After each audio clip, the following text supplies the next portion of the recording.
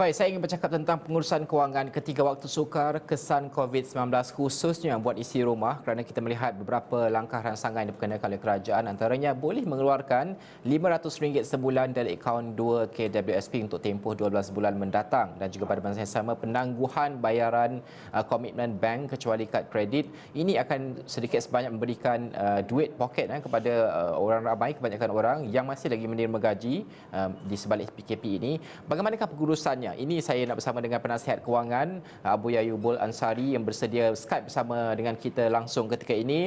Abu Ya, mungkin kalau boleh kita ceritakan, orang ramai dalam keadaan yang sukar sebegini, pengurusan kewangan individu maupun isi rumah keluarga berbeza dengan keadaan sebelum kita menyaksikan PKP, Perintah Kawalan Pergerakan ini. Apa yang orang ramai perlu faham dalam menguruskan kewangan mereka dalam tempoh yang kita boleh sifatkan sukar ketika ini? Okey. Dalam keadaan masa sekarang ni, memang satu benda yang sangat sukar. Tak boleh dinafikan dalam keadaan macam ini, sebab bila perintah kita tak boleh keluar ni menjadikan ramai orang ni yang kehilangan sumber pendapatan. Jadi masa ni memang memang susah kita nak bagi tahu. Tapi apa yang Abang nak tekankan pada hari ini adalah kita kena ada sifat yakin sangat yang benda ni akan berubah. Tapi dalam kita memahami apa yang berlaku, pentingnya simpanan. Sebab tu daripada dulu kita memang disuruh simpan kan untuk masa-masa macam ini.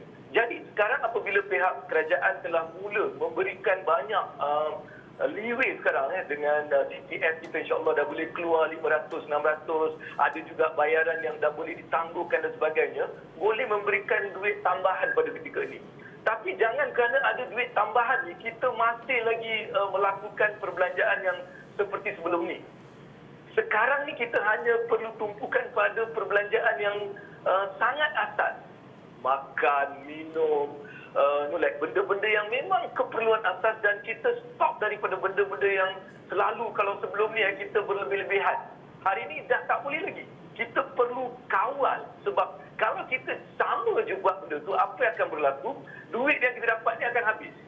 Kita akan habiskan dan akhirnya kita akan menjadi lebih teruk. Sebab selepas COVID ni habis, selepas perintah kita ni keluar rumah ni semua diangkat balik, bukan ekonomi akan terus melonjak. Dia akan ada banyak kesan. Banyak kesan di mana banyak mungkin syarikat-syarikat yang terpaksa memperlahankan dia punya rentak, mengurangkan kos-kos, dan ini mungkin mengakibatkan ramai yang bekerja terpaksa menerima keadaan. Contohnya mungkin pengurangan gaji akan berlaku, kita tak tahu. Dan benda-benda ni sangat perlu kita faham sekarang. Jadi duit yang kita dapat ni janganlah kita membazir, jangan kita buat untuk benda-benda yang tak berfaedah. Jadi kalau kita memang perlu kita pakai untuk benda-benda yang asal, selebihnya tu kita simpan. Dan jangan juga sekarang ni mulalah ikut cakap orang yang boleh melabur sekarang, boleh beli tu, boleh beli ni. Semua kita stop sekejap. Kita quarantine semua. Semua ni kita quarantine dan kita jaga duit kita ni supaya dia tak keluar.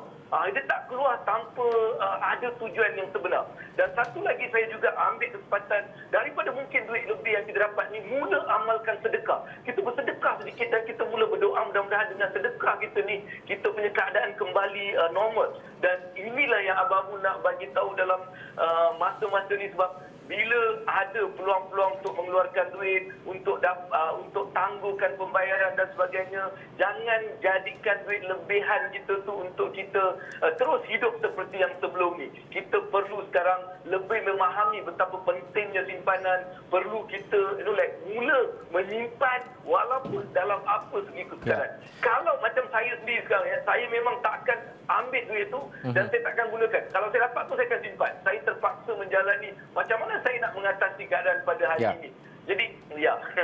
Abu, kalau boleh, ini secara ringkasnya, kita nak tahulah memanglah simpanan itu amat penting sekali. Tapi ialah kita memikir masa depan juga, nak dekat puasa, nak dekat raya dan sebagainya. Orang ramai perlu berbelanja juga kan. Berapa peratusan dalam keadaan duit mereka pada ketika ini yang sepatutnya digunakan untuk simpanan? Simpanan ni sekarang bukan satu benda yang kata orang tu mudah untuk semua orang. Kalau saya cakap hari ni kita simpan 10%, 20%, itu semua tak akan menjadi satu realiti dalam keadaan sekarang. Tapi apa yang saya maksudkan, kita perlu berjimat. Bila kita berjimat, itu juga satu bentuk simpanan. Bila kita nak berbelanja tu kan, kita berjimat. Kita kita hanya belanja dalam benda-benda betul, itu juga adalah satu cara untuk menyimpan sekarang ni. Sebab dalam keadaan sekarang kita tak ada pendapatan. Jadi susah kita nak cakap 10%, 20%, tak ada peratusan dalam keadaan sebegini. Tapi apa yang perlu kita lakukan adalah bila kita berbelanja, kita berjimat.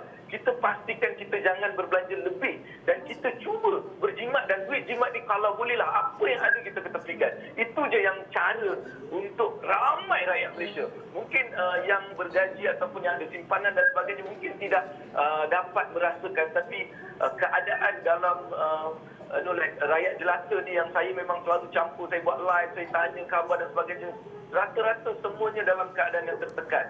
Jadi kalau kita sekarang perlu dia simpan, memang dia tak tahu macam nak simpan. Jadi apa nasihat Abang Abu sekarang adalah kita jaga perbelanjaan kita, jangan berbelanja lebih, berjimat dalam segala benda. Itu je lah yang Abang Abu boleh kasih dari segi berapa yang patutnya kita simpan. Abu, mungkin terakhir sekali secara ringkasnya, kerana kita melihat pengeluaran akaun 2 ini ramai yang sambut baik dan sebagainya. Tapi kalau kita lihat perkiraan ini, tak ramai pun yang ada duit yang cukup untuk keluar untuk akaun 2 dan sebagainya, dan mereka memikirkan untuk dapatkan duit seketika ini. Tapi jangka masa panjangnya ketika mereka bersara ini, sekiranya mereka tidak ada keperluan, adakah mereka sepatutnya keluarkan akaun 2 KLBSP atau bagaimana keadaannya? Saya nak bagi tahu, jangan, kalau boleh jangan kita keluarkan untuk benda-benda yang tak perlu. Kalau memang betul-betul kita memang memerlukan duit itu, masa tu je lah yang kita boleh keluar. Kalau boleh kita simpan supaya kita jangan membazir. Sebab bila duit tu keluar, senang je dia akan habis. Dan dalam keadaan-keadaan tertentu macam ini kan, dalam keadaan tertekan, memang dia cepat habis. Sebab tu kalau boleh kita cuba jangan, walaupun kita keluar, jangan kita habiskan duit itu. Cuba kita simpan dalam satu bentuk yang kita boleh gunakan di masa akan datang. Alright, mungkin ini adalah peluang untuk mengumpul, menyimpan. Jadi kalau boleh, just anggap yang kerajaan tak bagi kita duit. Apa akan terjadi kalau kerajaan tak mengisytiharkan benda macam tadi? Apa akan kita buat? Jadi kita cuba fikirkan, Minda, kita dalam keadaan segitu. Jadi duit yang kita dapat tu kita simpan dan kita cuba fikirkan macam mana kita boleh mengatasi, dan mungkin kita pakai apa yang kita perlu saja. Itu je lah yang Abang Abu boleh bagi tahu untuk dalam sedikit masa ni, insya-Allah. Okey, terima kasih Abang Abu. Abu Ayyubul Ansari, penasihat kewangan. Penting untuk orang ramai tahu ya, cara pengurusan kewangan terutama dalam tempoh yang sukar COVID-19 dan juga PKP yang dilaksanakan ini, berbelanja mengikut keperluan sahaja seperti yang dinasihatkan, dan juga susun simpan duit untuk kegunaan di masa hadapan yang lebih penting kerana ekonomi semakin sukar melihat kepada ancaman COVID-19 dan sebagainya.